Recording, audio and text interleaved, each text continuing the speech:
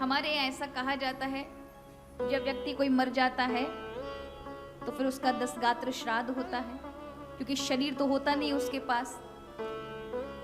यहां से मृत्यु लोक से लेकर के चंद्रलोक इत्यादि पार करते हुए यमलोक पहुंचता है, और उस वहां तक पहुंचने के लिए 10 दिन लगते हैं। और वो 10 दिन वहां तक पहुंचने के लिए लगने के लिए एक शरीर का निर्माण करना पड़ता है। उस शरीर के निर्माण के बाद ही वो वहां पहुंच पाएगा, नहीं तो फिर भूत प्रेत इत्यादि ये सभी बन करके रह जाएगा। इसलिए फिर 10 गात्र श्राद्ध करना होता है, जिससे उसे सूक्ष्म शरीर को रखने के लिए, जैसे हमें शरीर को रखने के लिए खाना चाहिए, जल चाहिए, उसी प्रकार सूक्ष्म शरीर के लिए भी जल इत्यादि चाहिए, भोजन चाहिए।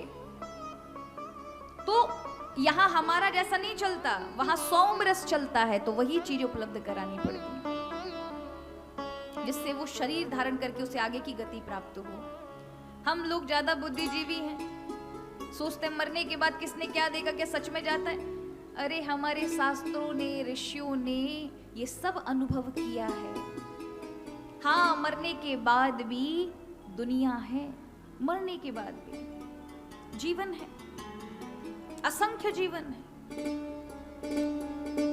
हम जिस दुनिया को जानते हैं इतनी ही दुनिया नहीं है, इतनी अनजानी चीज है जिससे अभी हम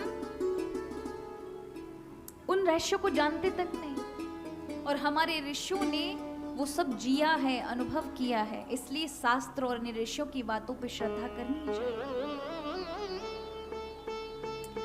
हम लोग तो महाराज अपने ही ऋषियों पर शंका करते हैं। जब पहले कहा कि हर किसी को छूना नहीं चाहिए तो लोग कहते हैं अछूत मानते, अछूत मानते। नहीं महाराज, यहां पर रामायण में वर्णन है, मंथरा ने केकई को छुआ तो उसका रजोगुण स्पर्श होने के कारण केकई के अंदर ऐसा भाव आया, जो राम से प्रेम करती थी बदल गई।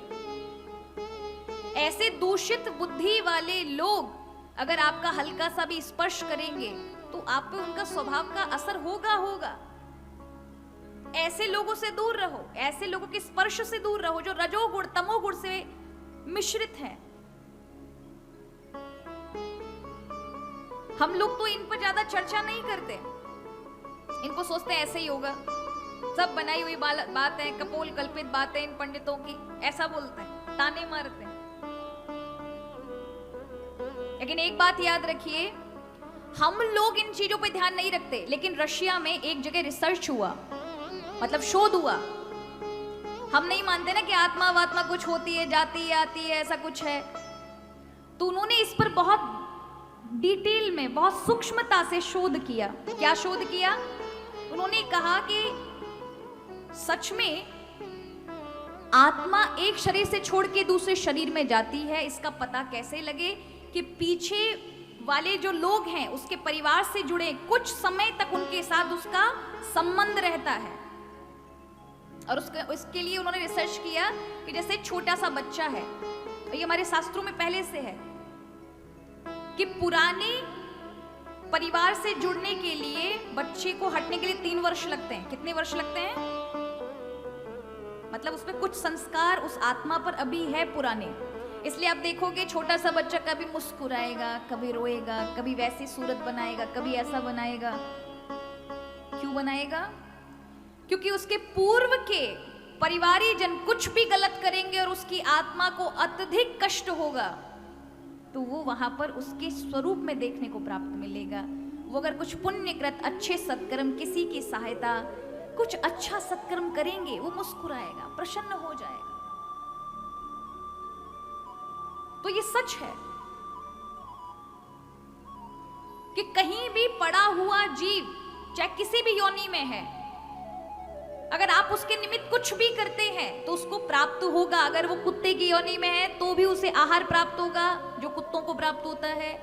किसी पशु की योनि में है तो जो उसके लायक घास इत्यादि जो इसको जीवन को बचाती है वो प्राप्त होगी। और मनुष्य है तो उसे जो जो साधन चाहिए वो सब प्राप्त होते हैं। इसलिए हमें ये सब कपोल कल्पित नहीं मानना चाहिए।